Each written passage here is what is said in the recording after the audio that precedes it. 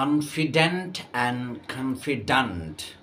The difference between confident and confident.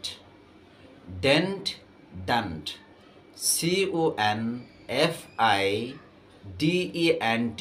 Confident, যেটাকে আমরা আত্মবিশ্বাসী বলি, কনফিডেন্ট। কিন্তু কনফিডেন্ট মানে কি? কনফিডেন্ট, CONFIDENT, কনফিডেন্ট, এটা মানে হচ্ছে অন্তরঙ্গ বন্ধু।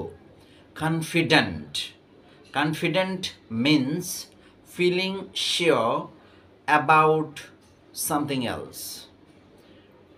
On the other hand, confident, যেটাকে আমি বলছি অন্তরঙ্গ বন্ধু, confident, a person that you trust and who you talk to secret things.